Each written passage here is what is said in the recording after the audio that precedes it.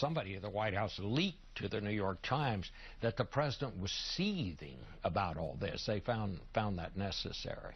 Well, there's a long history, I think, of the president being very angry. Not just this president, but any president.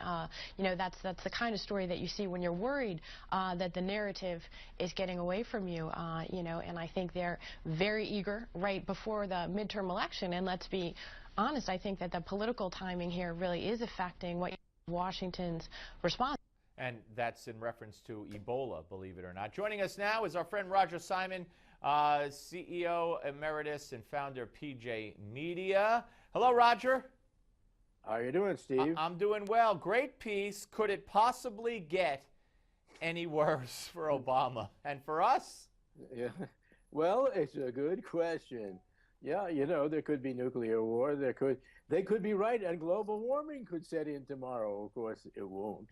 What's you know, yeah, it could be worse. That is, the American people don't wake up this November, and Harry Reid is returned. I mean, if that actually happens, it's really worse. All right, but also, I mean, God forbid, and this is no laughing matter, Ebola spreads. That would be the most catastrophic thing. But, you know, if you pick up the newspapers, just pick up the newspapers today.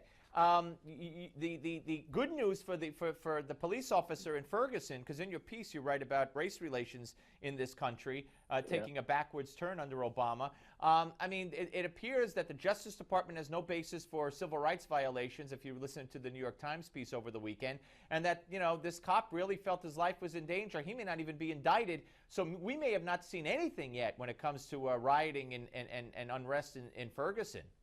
Sadly so. In fact, last night I was having dinner with this guy, Jack Dunphy, who writes for PJM. He's a former, he's sort of like the Joseph Wambaugh of our time. He's a former member of the LAPD, now retired, but he has all these contacts in Ferguson with members of the force, and they're terrified. I mean, it's really, really sad. It's very sad. And it's Obama's fault because he's manipulated race, he and Holder, since the very beginning. He was supposed to be the end of racism, and he was the beginning of racism. It's awful.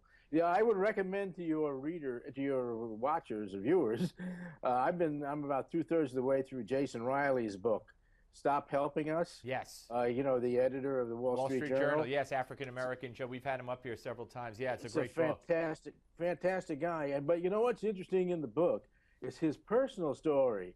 I mean, how much he was hated growing up because he spoke well and did well in school, and he was an anomaly in his own family. I mean, he had siblings who died of overdoses and a sister who had a kid in high school out of wedlock, and all the bad things that are happening in the black community. And he came through. He's a great guy. I mean, force of personality and will. Yeah, very successful. But I'll tell you, the situation is really dangerous, and I think it was evident from the beginning that this cop was probably not guilty. I would agree. I do want to get, Roger, I do want to get to also, I mean, you talk about so much. I urge everyone to go to pjmedia.com and read Roger's column, Could It Possibly Get Any Worse? But you also talk about Iran. And today, or maybe it was yesterday's paper, we find out that Obama, I think also New York Times, is looking to come up with an agreement with Iran that he could circumvent Congress. In other words, Congress wouldn't have any bearing on that agreement. They couldn't veto it. They couldn't, you know, they could extend the sanctions unilaterally in the White House. I mean, it just gets worse and worse day by day. Yeah. Yes, it could possibly get worse. Yes, you know, it's interestingly, I was just reading that article about 10 minutes before I went on the air with you. Yeah.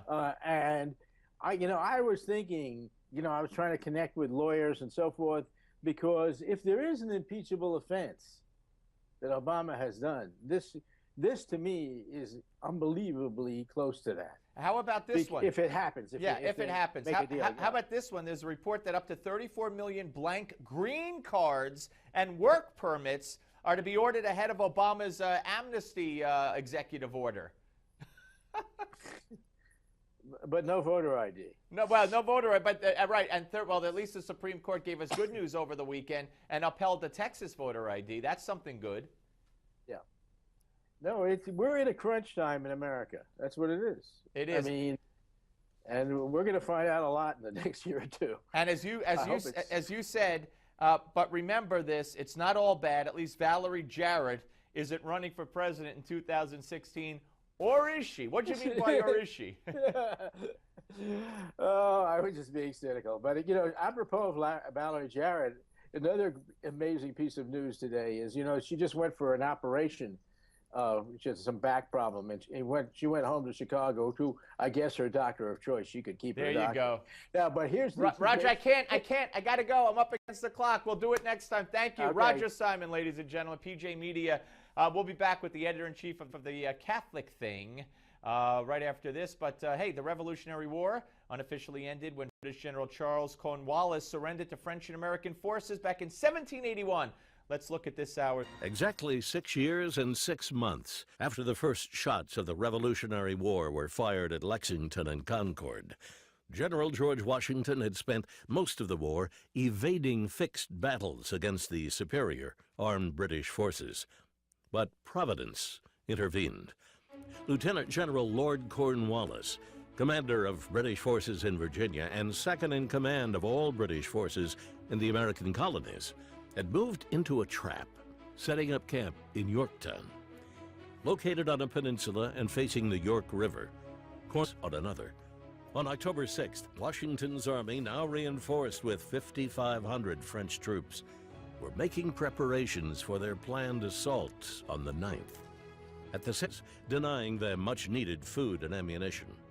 With his forces suffering heavy casualties from Washington's continual artillery bombardment, and knowing his reinforcements were still weeks away, Lord Cornwallis did the unthinkable.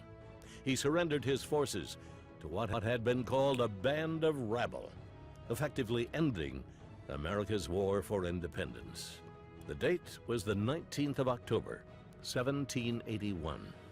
With the signing of the Treaty of Paris in 1783, the war officially came to a close, with America's sovereignty secured and its territories bordered by Canada to the north, Florida to the south, and the Mississippi River to the east. For Newsmax TV, I'm Bill Curtis, and